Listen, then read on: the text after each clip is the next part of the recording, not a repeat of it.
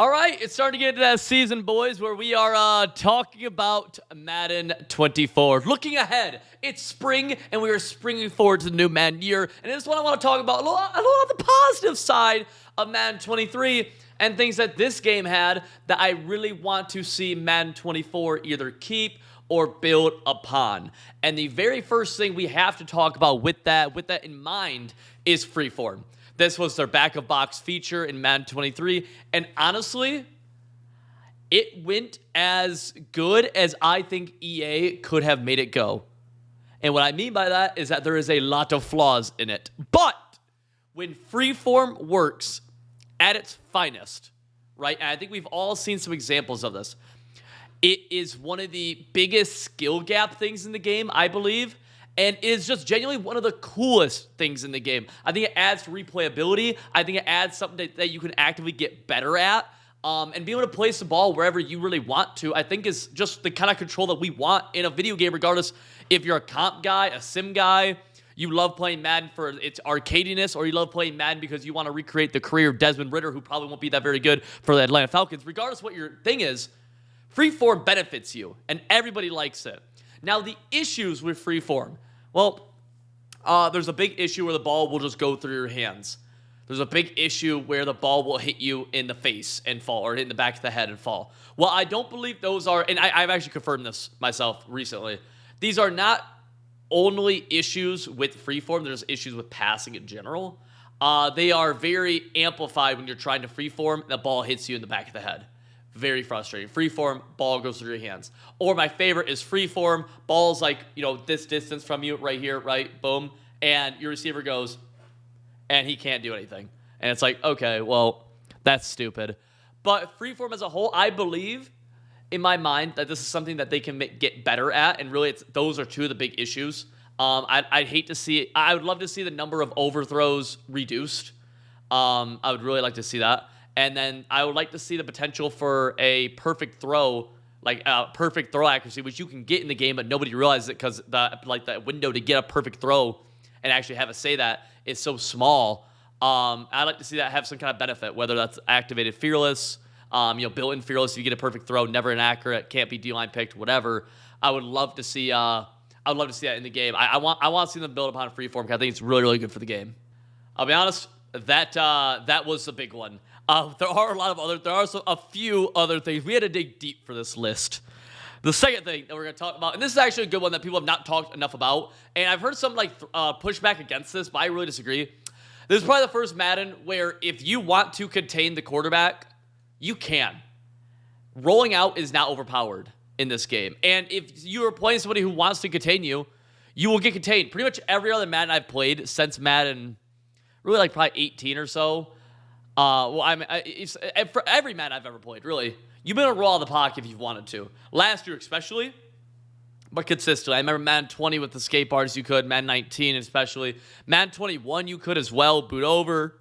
You can contain the quarterback this year. Contain the quarterback. And another thing that's very underrated that happened last year was that now, if you have a blitzing slot corner, so think about like DB Fire, right? 2 blitzing slot corners. Last year, you could actually outroll them. Like, you could run right by them. They would take too far of an inside angle. You just run right outside them, which is why Dollar was bad contain defense. Now, that's not the case, right? They actually attack the quarterback correctly. There's a little bit of pushback. People are like, oh, well, I want to use Lamar Jackson and make Lamar Jackson feel like Lamar Jackson. I get that. I think in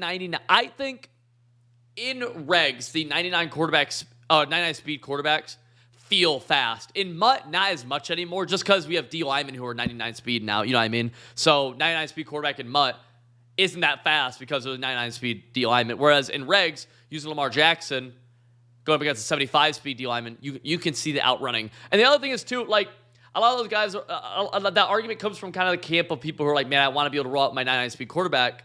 What's the point of having 99 speed? It's unrealistic that Lamar Jackson can't roll out.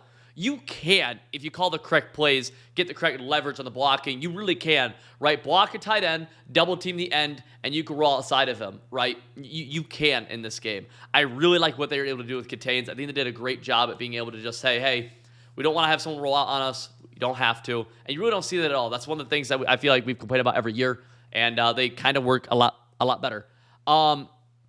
One of the things I have listed here is O-line blocking in terms of how they go about not getting shedded on offense, or against, against the pass rush. As long as you're not going up against a X factor, right, and you have the correct abilities on, they don't get shedded that fast in MUT, right? They really don't. Now, the X factors, that different thing. But in general, like, very rarely will you play up against a four-man pass rush and not have enough time in the pocket. But also, very rarely do I feel like I have too much time. Or, you know what I'm saying? I think it's just like pretty good balance right now with how the pass shedding is with, again, non-X factors. And maybe my opinion's a little bit skewed now because we have so many abilities on both sides of the ball and they kind of cancel each other out in the trenches. But I feel like I felt like this since the beginning of the year where sheds have not felt OP unless, you know, they've had edge threat elite against a naked offensive lineman or they have one of those X factors or something like that, right? Which is obviously not what I'm talking about here. I'm just talking about, you know, a mano-a-mano, man v man. Seems like it's pretty good. Does not seem like the offensive line gives too much time, but also does not seem like they get instantly shedded really ever, or not too often. So I think they really did a great job with that. A lot of the other offensive line stuff's really bad, but that specifically I am a really big fan of, and I hope they are able to, again, kind of keep that for next year. Obviously, we're talking about positives, so we're not going to go into the negatives of offensive line, but just keep that in mind. Kind of rolling back to what we talked about with rolling out earlier, but, I mean, it's kind of on the same idea. For the first time in a long time as well, crossers and corner routes are not overpowered. Now, you might see a lot of corner routes get thrown in Madden 23, but the honest fact of the matter is that every corner route you want to stop in Madden 23 can get stopped. And really, it's not hard. Now, you can't just go out there blindly and try to stop it. You don't know what you're doing. But really, every corner route in the game can get stopped in this year's Madden, which I'm a big fan of. I feel like other years we had a lot of issues with. Even last year, you know, zone drop's been such a good addition to the game, I believe.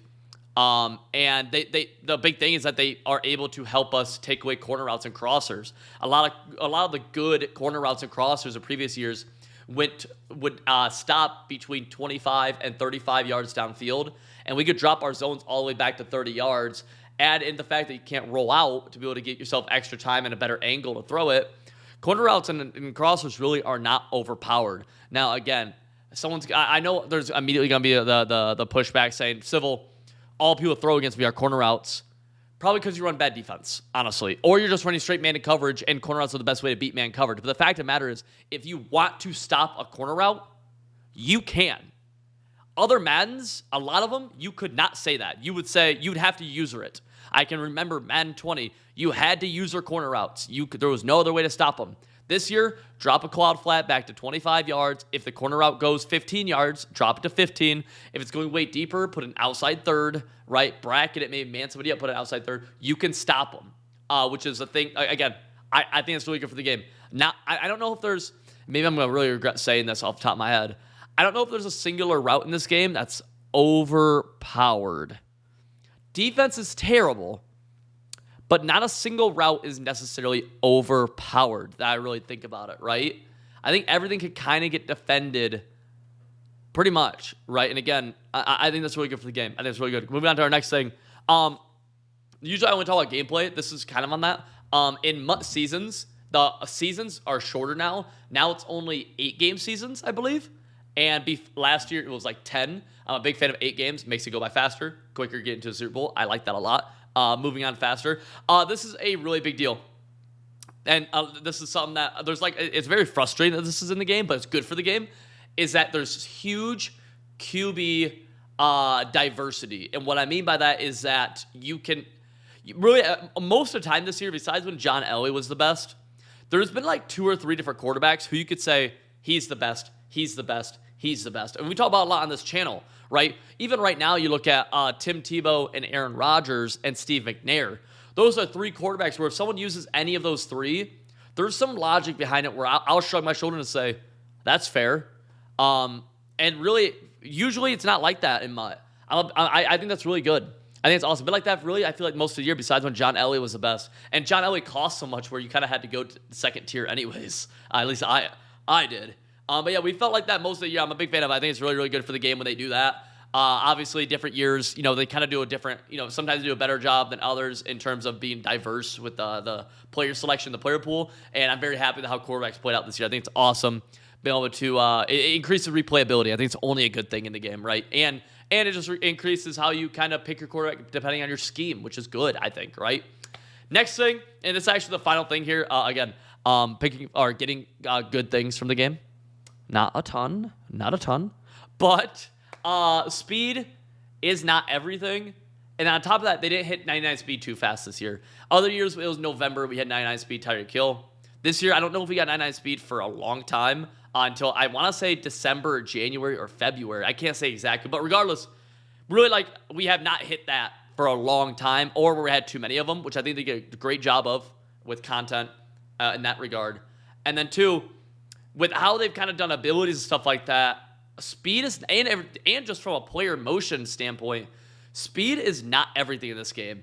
And for 20 years, pretty much speed was the only thing that mattered in Madden. That's a good thing, right? It's a change, and it's weird, and I have to get used to it even myself. I always look at speed. I'm like, okay, speed.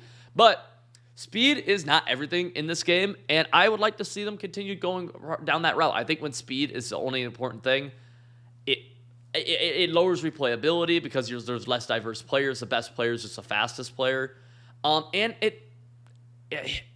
I don't know. I just don't love it. I guess I don't think it's the best way to go about it. Is just making the fastest player the best player because of how the game plays. I don't necessarily think that's the best way to go about it. But yeah, tell me if I missed some stuff. Again, I kind of want to go gameplay focused. I'm sure I missed some stuff in content and other stuff and other things. I'm sure I did, but we took a while writing this list actually. And yeah, that's kind of what we got. There's a lot of changes. We're gonna have a video talking about some changes that I want to see in the game here soon. Appreciate y'all. If you enjoyed the video, hit the subscribe button. Later. Look, if you're tired of losing games of Madden Football, my website, civil.gg, will give you the tools you need to start winning more games immediately. Between having the best ebooks online on both offense and defense, tips that are known by only the top 1% of Madden players, and a community of people just like yourself who are also trying to get better, code PREMIUM will get you 25% off, and you'll get instant access to literally everything. It's linked in the top description. I've been playing professional Madden for the past 4 or 5 years now. I've helped thousands of Madden players win more games, and I can help you too. Again, link top of the description. I'll see you inside.